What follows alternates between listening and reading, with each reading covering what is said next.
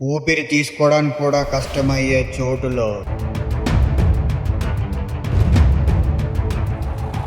పీకల లోతు నీటిలో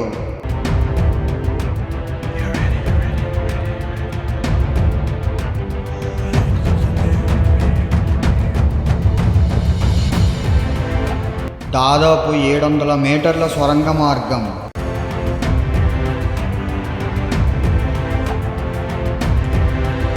స్వామివారి దర్శనం అంత సులభం కాదు.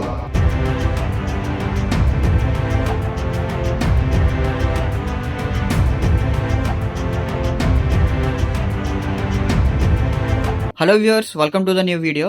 ఇవాళ అయితే మనం బీదర్లో ఉన్న లక్ష్మీ నరసింహస్వామి ఆలయాన్ని అయితే దర్శించుకోబోతున్నాం. ఎర్లీ మార్నింగ్ మేము సికింద్రాబాద్ నుంచి మచిలీపట్నం బీదర్ సూపర్ ఫాస్ట్ ఎక్స్ప్రెస్కి అయితే స్టార్ట్ అయిపోయాం. ఇది మనకి డైలీ రన్ అవుతుందండి. ఎర్లీ మార్నింగ్ 4కి అయితే సికింద్రాబాద్ నుంచి అయితే స్టార్ట్ అవుతుంది. వీక్ డేస్ కాబట్టి ట్రైన్ అయితే చాలా ఖాళీగా ఉంది. మీరు చూసి స్లీపర్ అనుకోకండి.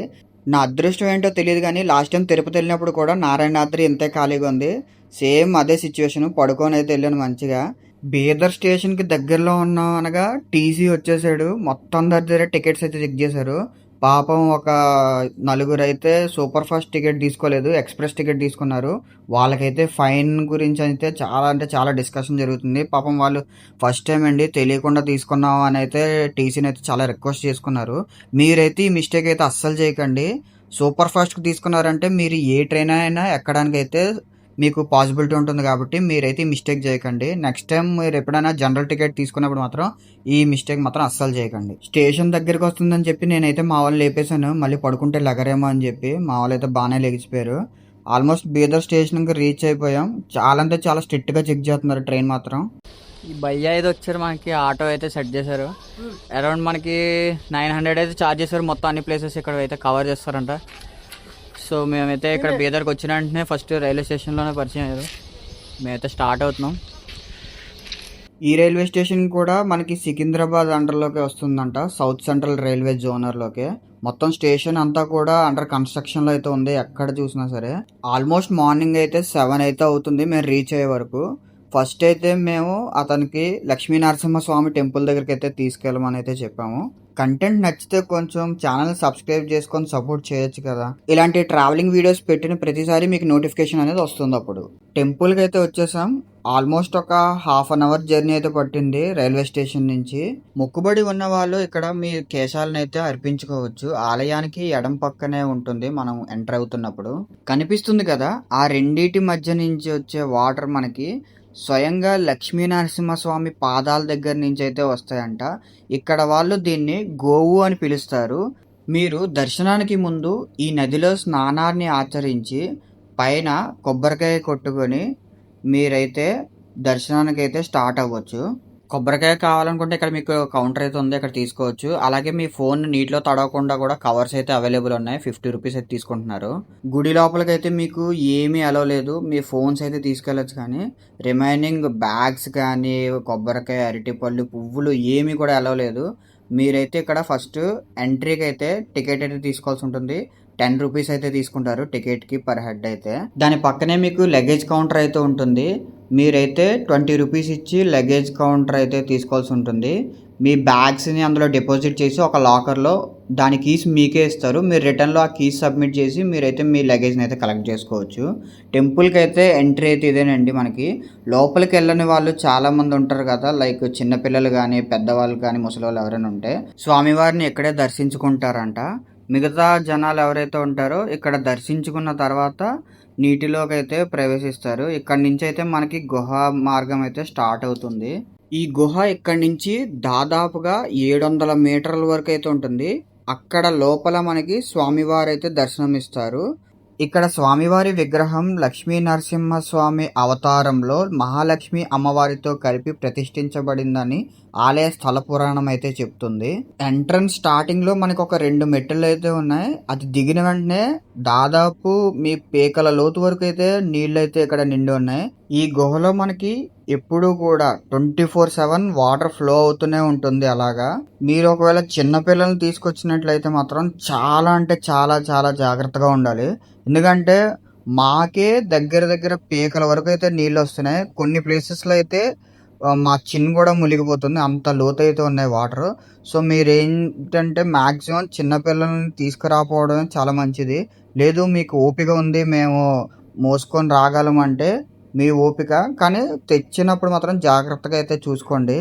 ఎంట్రీ అండ్ ఎగ్జిట్కి ఇదే ఒకటే మార్గం.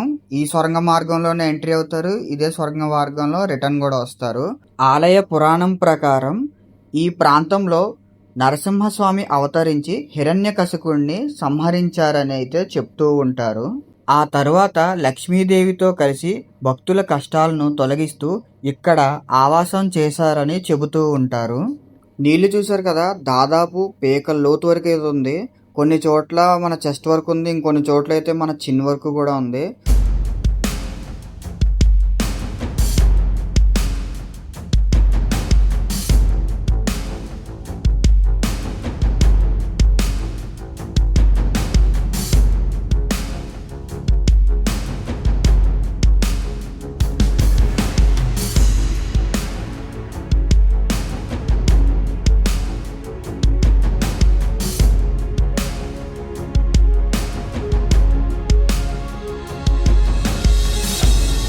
స్వామివారి సన్నిధి దగ్గరికి అయితే మనం ఆల్మోస్ట్ రీచ్ అయిపోయినట్టే. క్యూ చూసారా ఎంత ఉందో, నీటిలో కూడా లైన్ కట్టాల్సి వస్తుంది. Rule is rule, rule for all. పాపం ఈ చిన్న పాపని ఎందుకు తీసుకొచ్చారో, పాపం వచ్చినప్పటి నుంచి ఏడుస్తూనే ఉంది.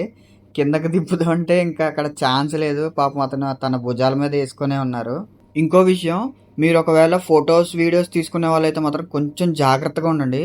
మనకి గుహలో కొన్ని చోట్ల సీసీ కెమెరాలు అయితే ఉన్నాయి, వాటి ముందు మీరు వీడియోస్ తీయడం కానీ ఫొటోస్ తీయడం కానీ చేయకండి. మీ ఫోన్ హ్యాండ్ ఓవర్ చేసుకునే అవకాశం కూడా ఉంది. లైన్ చూసారా ఎంత పొడుగుందో, నీటిలో కూడా వెయిట్ చేయాల్సి వస్తుంది. మేము వచ్చింది ఇంకా వీక్ డేస్ కాబట్టి సరిపోయింది. వీకెండ్స్లో అయితే ఆల్మోస్ట్ గుహ చాలా వరకు ఫిల్ అయిపోతుందంట. చూస్తున్నారు కదా మా చుట్టూ ఉన్న జనాన్ని. మా వెనకే ఇంకా పెద్ద క్యూ అయితే ఉంది. మేము ఆల్మోస్ట్ రీచ్ అయిపోయిన దగ్గర వరకు అయితే స్వామివారి సన్నిధి దగ్గరలోకి. ఇంకా మీరు వీకెండ్స్లో వచ్చారంటే చూసుకోండి ఏ విధంగా ఉంటుందో క్రౌడ్ మాత్రం. చూసారు కదా, ఇక్కడ వచ్చే వాళ్ళకి వెళ్ళే వాళ్ళకి ఒకటే మార్గం. కొంచెం ఇరుకిరుగ్గా ఉంటుంది మీరు స్వామివారి దగ్గరలోకి చేరుకునే వరకు. సో మీరు మ్యాక్సిమం వీకెండ్స్ అవాయిడ్ చేసి వీక్ డేస్లో ప్రిఫర్ చేసుకోవడం అనేది చాలా అంటే చాలా బెస్ట్. మీకు ఇందాక చెప్పాను కదా, మీ మొబైల్లో మీరు ఫొటోస్ కానీ వీడియోస్ కానీ తీసుకున్నప్పుడు కొంచెం జాగ్రత్తగా అయితే ఉండండి. నేను ఈ బోర్డు చూసే మీకు చెప్పాను ఇందాక ఎందుకనేది. సీసీ కెమెరాలు కనిపించాయంటే కొంచెం అవాయిడ్ చేయండి, ఆ 2 నిమిషాల కోసం ఏం కాదు. పైనున్న పైపుని చూసి వాటర్ సప్లై చేస్తుందేమో అని అయితే అనుకున్నాను, నేను చాలా తప్పు పడ్డాను. మనకి గుహలోకి వెళ్ళే కొద్దీ ఆక్సిజన్ లెవెల్స్ అనేవి తగ్గిపోతాయి, ఊపిరాడటం కష్టం అవుతుంది. కాబట్టి వీళ్ళైతే ఈ పైపు ద్వారా మనకి లోపలికి ఫ్రెష్ ఎయిర్ అనేది పంపిస్తున్నారు. సో దానివల్ల మనం ప్రశాంతంగా ఊపిరైతే తీసుకోవచ్చు. ఊపిరి తీసుకోవడానికి ఎవరికి ఇబ్బంది అయితే కలగదు. ఇక్కడతో మనకి సొరంగ మార్గం అయితే పూర్తవుతుంది.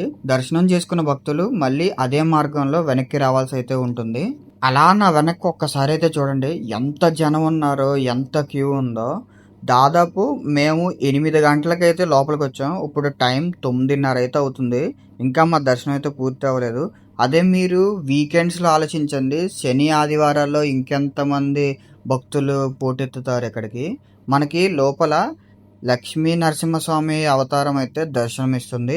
అలాగే పక్కన శివుడు కూడా మనకి దర్శనాన్ని అయితే ఇస్తారు.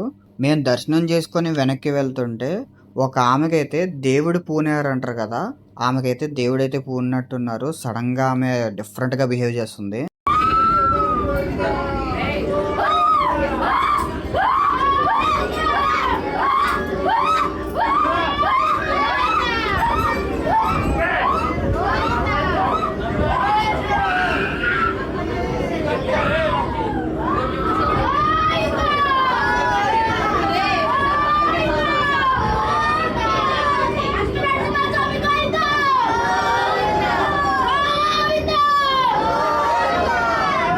మనకి టైం పెరిగే కొద్దీ రద్దీ అయితే అలా పెరుగుతూ వస్తుంది. మేము వచ్చే టైంకి ఇక్కడ వరకు అయితే లైన్ లేదు. ఇప్పుడు చూసారా ఎంత జనం ఉన్నారు అసలు. దీన్ని బట్టి అర్థం చేసుకోవచ్చు, మీరు మ్యాక్సిమం ఎర్లీ అవర్స్లో వచ్చారంటే దర్శనం తొందరగా అవుతుంది. దాదాపు 10 అయితే అవుతుంది. మేము 2 అవర్స్ పట్టింది మాకు దాదాపు దర్శనం అవ్వడానికి. ఇక్కడ దర్శనం మీకు ఒక వింత అనుభూతిని అయితే ఇస్తుంది. లైఫ్లో ఒక్కసారైనా ఇలాంటి టెంపుల్ని అయితే విజిట్ చేయండి, చాలా అంటే చాలా బాగుంటుంది. నిజం చెప్తున్నా, ఇలాంటి టెంపుల్ని మీరు ఇప్పటి వరకు లైఫ్లో ఎప్పుడు ఎక్స్ప్లోర్ చేసి అయితే ఉండరు. ఖచ్చితంగా రండి బీదర్ జల నరసింహస్వామి ఆలయానికి అయితే. చాలా అంటే చాలా బాగుంటుంది.